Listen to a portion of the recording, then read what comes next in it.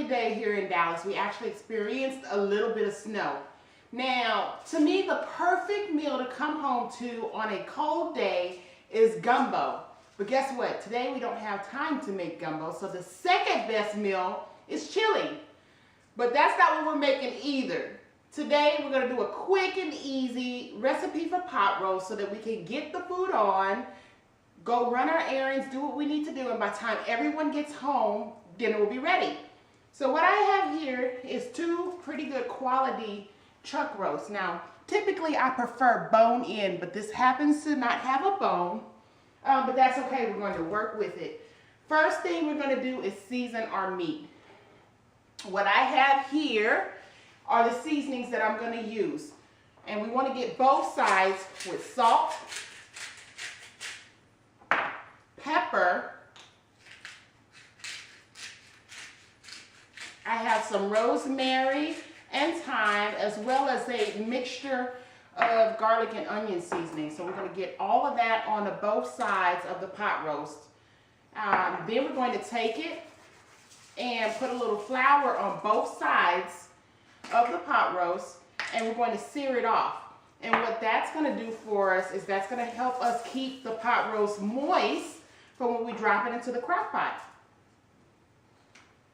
So I'm just getting all the seasoning coated really well. That way also, when I put the flour on and sear it off, the seasoning will be trapped under that flour and will penetrate the meat a little better. I am actually rubbing my herbs a little bit to kind of open up the aroma and flavors a little more because they're dry herbs, they're not fresh. So we want to give it all the help that we possibly can. I only have, I guess, maybe about a good 4 tablespoons of flour, and that's pretty much all we're going to need. We don't need to really coat it too heavily. And I'm going to add also a little salt and pepper to my flour. As we all know, flour is pretty much flavorless, and it's a pretty good idea to just go ahead and get some seasoning in it. All right, so I'm mixing that in. I'm going to put a light coat on both sides, kind of rub it around on there. And you know what, while I'm thinking about it, I'm going to go ahead and get my skillet heating. I'm going to add probably about 3 tablespoons of oil. And so by the time I get the flour coated, hopefully that oil will be good and hot. All right, so we're just about ready here. I also want to be sure that I get some flour on the sides because I'm going to do a full sear all around this big old hunk of meat. This is 6 pounds of meat, by the way. I have a family of 4, but we're going to eat on this for at least 2 days. Now, don't worry about if you think that you don't have enough seasoning on it. You can always adjust the salt level once you get it in the crock pot. And, you know, actually even once after it's cooked in the crock pot, you can go back and put some more salt and pepper on it if you'd like.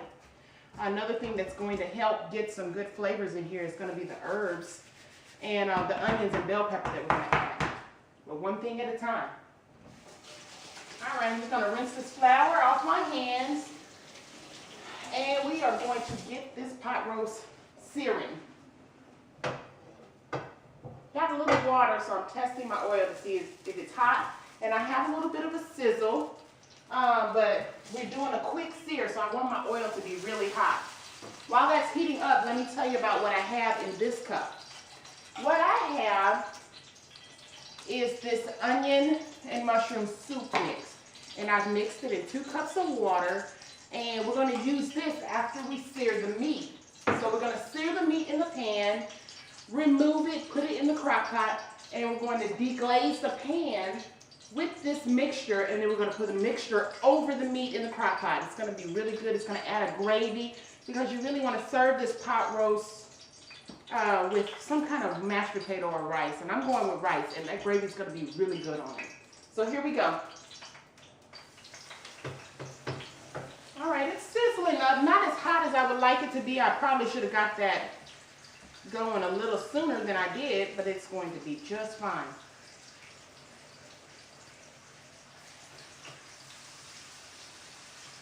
Quick rinse over here. And how about a close look at what we got going on over here? So that is the roast searing off on the first side.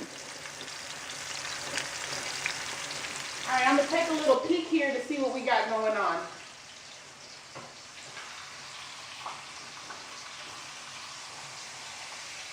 Oh yeah. It's getting there. I tell you what, the next side that we do is going to be even better because that oil is going to be good and hot. What I'm going to do now, while that is searing off a little bit, is I'm going to make room to bring the crock pot over. So I'm going to get all this out the way on low, and I'm going to let it go for about 8 hours, you know, while we're at work. I mean, 8-hour work day. The kids will pretty much be in school. They'll have an after-school snack. And once we get home from work and everything, the dinner will be ready. Smells like it is time to flip this bad boy over. It is, oh yeah, I got a nice brown sear. Woo. And it is hot. Be careful. I guess I probably could have grabbed a better tool to flip with, but this is how I'm used to cooking. So here we go. All right. That side is going, the fire's up nice and high. While that side is going, let me explain to you what I have here. It's carrots, onions, red pepper, green bell pepper, celery, and parsley. I also have 2 jalapenos. I like it spicy. However, my kids don't. So just to add a little bit of heat, I'm not going to cut these or open it or anything. I'm just going to drop them in just like this. And that is going to go directly over the roast. The other side is going to actually cook a little quicker because the fire is nice and hot. You have to give it a little time to heat up. And we're not trying to cook it. We're not trying to cook the roast here. We're just trying to give the sear to the outside, and that's going to lock in the moisture. That way you have a good, juicy roast. And I especially want to do that with this one since there was no bone in it. All right, that looks good already, so I'm just going to sear off the sides just a little bit. It doesn't require much.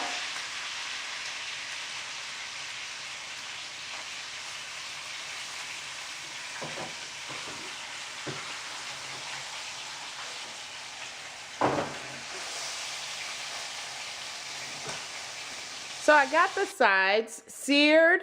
I got the pot roast in the crock pot. And I topped it with the vegetables that we talked about. And I also put a little bit of salt and pepper over the vegetables. Give it a little extra seasoning over the top.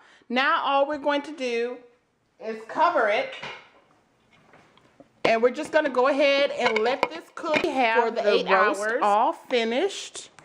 And as you can see, it is fall off tender. If I lift it, the meat just kind of peels away. So it's sitting in its own gravy, which will be a great accompaniment with rice or mashed potatoes. And as you can see here, dinner is ready. Hope you enjoy.